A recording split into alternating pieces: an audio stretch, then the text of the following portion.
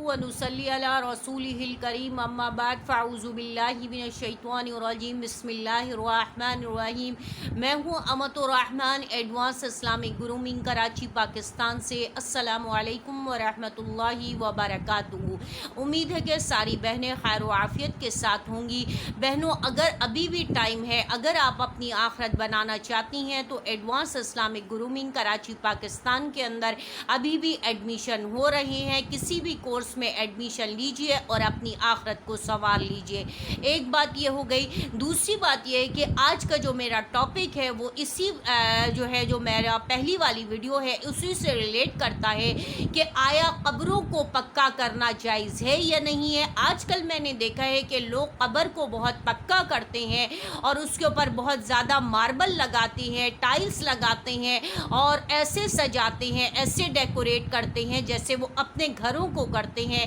तो खुदारा आज मैं आपको कुरान और सुन्नत के ज़रिए बताऊंगी कि कब्रों को पक्का करना और कब्रिस्तान बनाना और उसको पक्का करना जायज़ नहीं है। कब्रों के ऊपर जो इतने बड़े बड़े आप मार्बल के स्लेब लगवाते हैं और उसके ऊपर लिखते हैं फ़लाँ फ़लाँ की ज़ौजा, फ़लाँ का ज़ौज, इनकी ये तारीख़ पैदाइश थी, इस दिन ये पैदा हुए, इस दिन इनका इंतकाल हुआ और इतने साल ये रहे और इनका दादा ये थे और इनका पूरा शजरा नसब जो लिखा जाता है।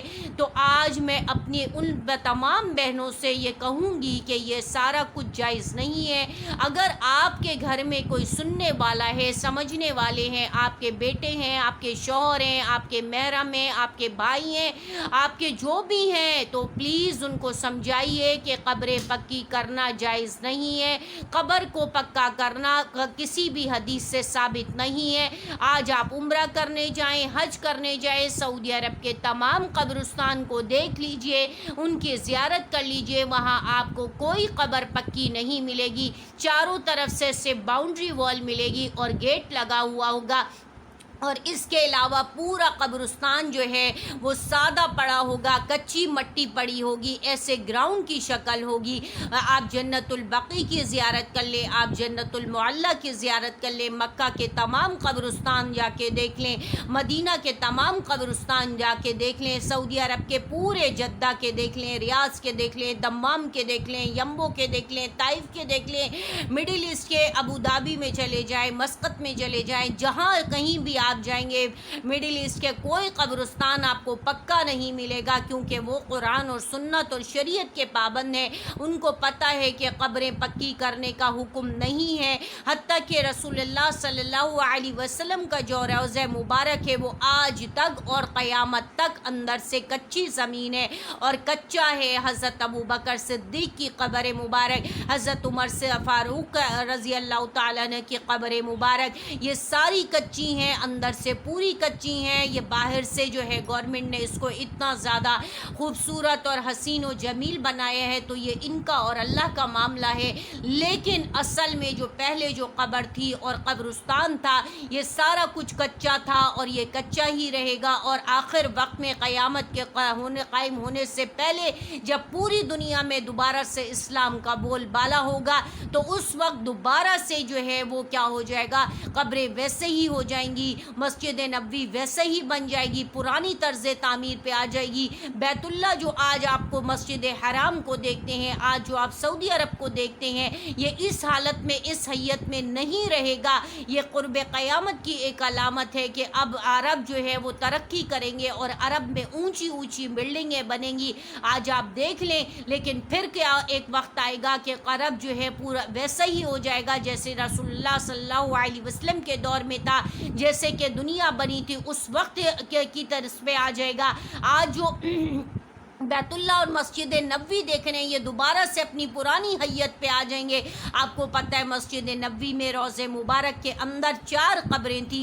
एक में आप सल्लल्लाहु अलैहि वसल्लम मदफून है, दूसरे के अंदर दाई तरफ हज़रत अबू बकर सिद्दीक़ हैं, बाई तरफ जो है हज़रत उमर रज़ी अल्लाह तआला अन्हु है। इसके अलावा अभी एक कब्र की जगह छुटी हुई है जिसमें हज़रत ईसा अलैहिस्सलाम जो क़यामत के करीब तशरीफ़ लाएंगे, वो दुनिया में ज़िंदगी गुजारेंगे और वो شادی کریں گے اور اس کا بعد ان کا طبعی طور پہ ان کا انتقال ہوگا تو ان کو جو دفن کیا جائے گا، ان کی جو تدفین ہوگی وہ رسول اللہ صلی اللہ علیہ وسلم کے روضہ مبارک کے اندر ہوگی۔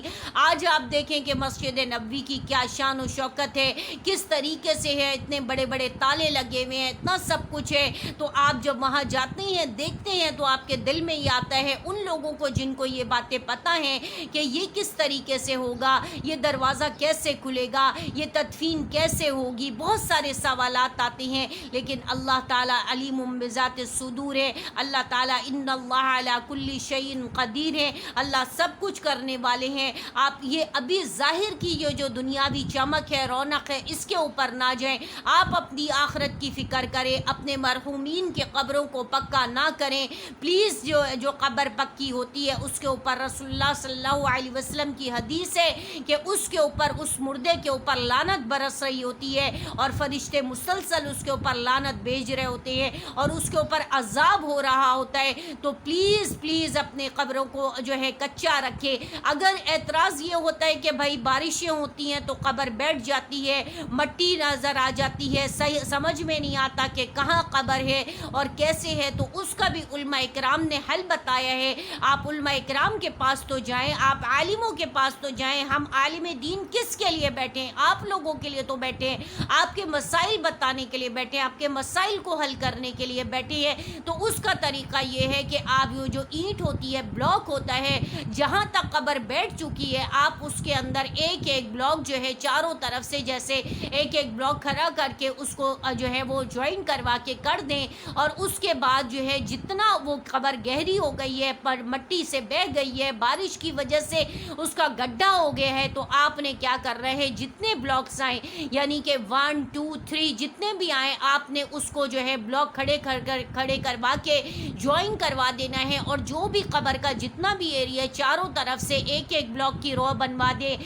یا 2 بلاک کی رو بنا دے، لیکن وہ انڈر جو ہے وہ وہ گہری ہو، مطلب جو گڈھا ہو گیا اس کے اندر وہ بلاک کھڑے ہوں، لیکن بظاہر جب آپ کی وہاں تک جو اس کی فلنگ ہے وہ آپ بلاکوں کے ذریعے کروا دیں، اور پھر اس کے بعد جو اوپر کی جو سرفیس ہے اس کو پکا نہ کرائیں، اس کے اوپر ماربل نہ لگوائیں، اس کے اوپر چبوترا نہ بنائیں، اس سے پکا نہ کریں بلکہ اس کو کچا ہی رہنے دیں، اور چاروں طرف ایک ایک بلاک کھڑا کر کے اس کی ایک وال سی بنوا دیں۔ یہ آپ کا طریقہ ہے۔ پھر تھوڑے دن کے بعد، بارش کے بعد آپ جا کے دیکھیں، لیکن جو اندر کی جو قبر کا جو اوپر کا سرفیس ہے اس کو پکا نہ کروائیں، اور اس کے جو چاروں طرف ہے اس کو بھی کچا ہی رہنے دیں، صرف ایک ایک بلاک کی وال بنوا دیں اور اس کو کھڑا کر دیں۔ اس کا بہتر طریقہ یہ ہے کہ آپ جو علماء حضرات ہیں مسجد کے اندر جائیں، علماء حضرات سے معلوم کریں کہ بھائی یہ مسئلہ ہے، اس کو کس طریقے سے ہم سارٹ آؤٹ کریں، وہ آپ کی انشاءاللہ بہتر رہنمائی کریں گے۔ اگر تو آپ کو اس میری بات سمجھ میں آ گئی ہے تو آپ کو بہت اچھی بات ہے، فبہا و نعما۔ اور اگر کسی بھائی کو اور کسی بہن کو سمجھ میں نہیں آئی ہے تو وہ اپنے جو محرم ہیں، اپنے والد ہیں، بھائی ہیں، اپنے شوہر ہیں، اپنے بیٹے ہیں، جو بھی ہیں، آپ ان کو کہیے کہ آپ مولانا صاحب کے پاس جائیں، مدرسے کے اندر جائیں اور ان سے یہ مسئلہ معلوم کریں، ان کو بتائیں، وہ انشاءاللہ بہتر طریقے سے آپ کو فیس ٹو فیس میں آپ کو زیادہ اچھے سے ایکسپلین کریں گے، بتائیں گے۔ آپ کی گائیڈنس کے لیے، آپ کی رہنمائی کے لیے تو علماء اکرام بیٹھے ہیں، اور کس کے لیے ہے؟ آپ کی خدمت کے لیے تو ہم لوگ دن رات حاضر ہیں۔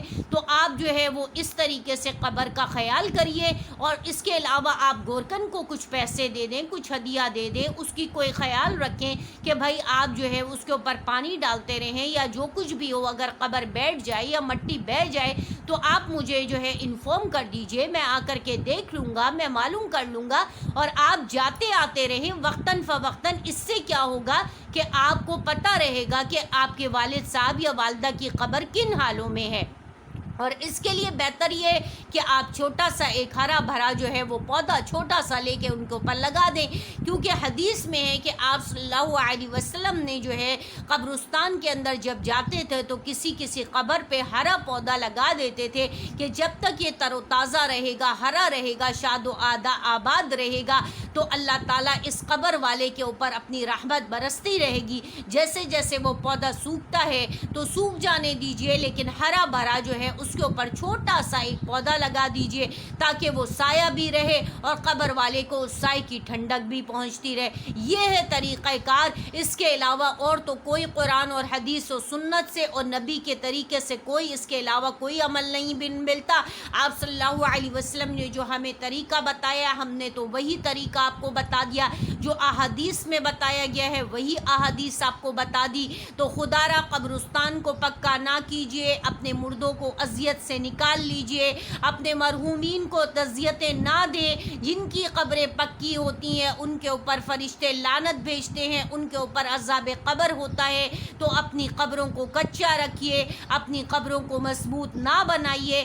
اپنی سے مراد یہ نہیں ہے کہ اللہ معاف کرے کہ میں آپ کو مردہ کہہ رہی ہوں, آپ کو آپ کی قبر کا کہہ رہی ہوں, بلکہ اپنے مرحومین کے قبر کو پکا نہ کیجیے. جو بھی آپ کے پیارے دنیا سے جا چکے ہیں ان کی قبروں کو جو ہے کچا ہی رکھیے. اور اس کا طریقہ میں نے آپ کو بتا دیا کہ چاروں طرف سے اگر قبر بیٹھ جائے تو ایک ایک بلاک رکھوا کر کے اس کو جوائن کروا کے اس کی وال بنوا دیجیے, لیکن اوپر کی سرفیس اور چاروں طرف سے جو بلاک کے ارد گرد کی سرفیس ہے اس کو کچا رکھیے. ہاں, قبر کے اوپر ایک چھوٹے سے چھوٹے چھوٹے درخت لگا دیے, چھوٹے چھوٹے سے ہرے ہرے درخت, تاکہ ان کو سایہ بھی رہے. اور درخت جب تک ہرا رہے گا ان کو اس کی ٹھنڈک, اس کی سایہ جو ہے وہ ملتا رہے گا, اس سے ان کو بہت راحت اور آرام ملے گی. بس یہ تھا کہ قبروں کو پکا نہ کریں کیونکہ یہ شریعت میں جائز نہیں ہے. وآخر دعوانا الحمدللہ رب العالمین. السلام علیکم ورحمۃ اللہ وبرکاتہ.